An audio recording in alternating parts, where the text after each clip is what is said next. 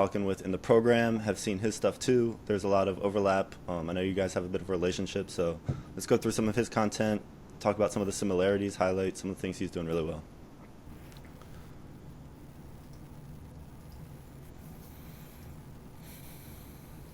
All right, so here we are. This is his Instagram page. It's Power Plus, and the E in Power is a three. Power to three. Okay, so did you want me Yeah, to just kind of what do you describe see what's here? going on? What do you see here? I know in your system there's some of the step drill too. It's little different patterns, but what do you like about this? All right, so with this drill, this is like a speed slash reaction drill. You can call it like in my program it's called agility stepper because that's what most people have, or it's like a form of low level plyo. And with this, you got a couple things. It's a partner exercise, which is awesome. He has that.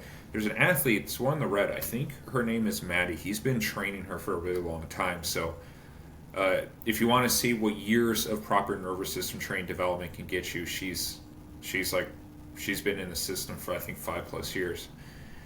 But they're doing different forms of agility step.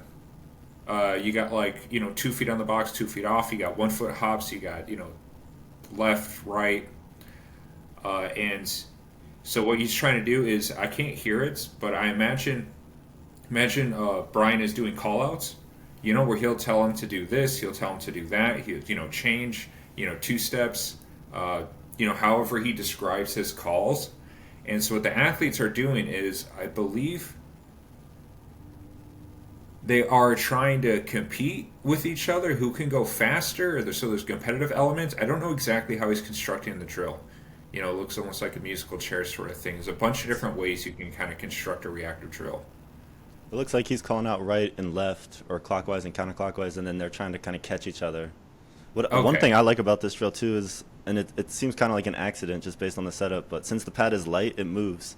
So when one person steps on it, it's a lot of times it's like just moving just a fraction of an inch while the other person's still in the air. But I like that reactive component. Yeah, yeah, that just like with that you're going to get more improvised movements, like in the jiu-jitsu world we call it scrambles.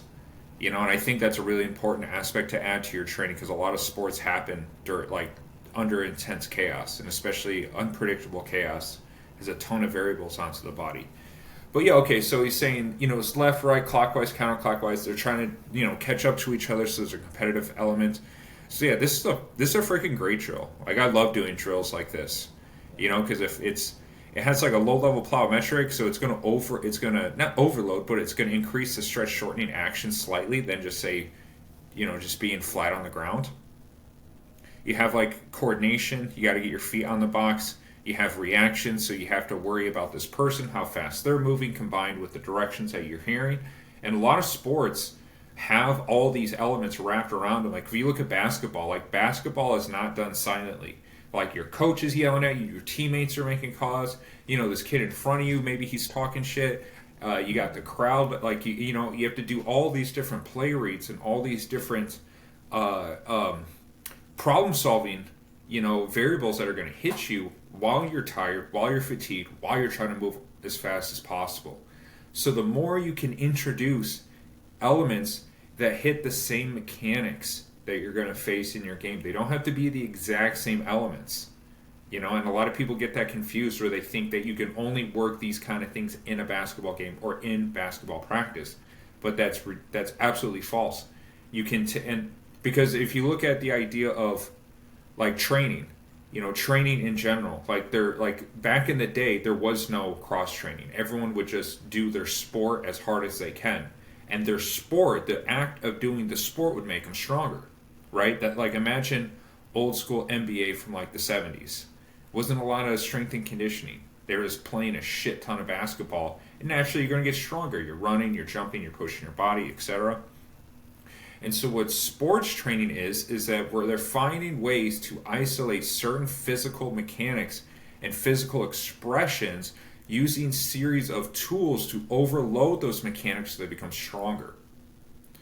So all of what you're seeing here, even though you may not exactly do this exact footwork pattern in your sport, what it's doing is it's overloading a couple mechanical features that are going to show up in your sport, such as ground contact time, changing of directions, coordinating your feet. And with the box being 6 inches, now we're adding a slight strength quality to it. So you can't do as much as you would play soccer. Like the volumes are entirely different. So because we're trying to maximize the output, we're adding a little elevation. We're doing at a peak set quality, like nothing slow, nothing to failure, just positive, fast stimulation into the body. Now we're increasing the mechanic potential. So when they go back on the field, those biomechanics are going to work more efficiently, and they can turn that into techniques. One thing I'm noticing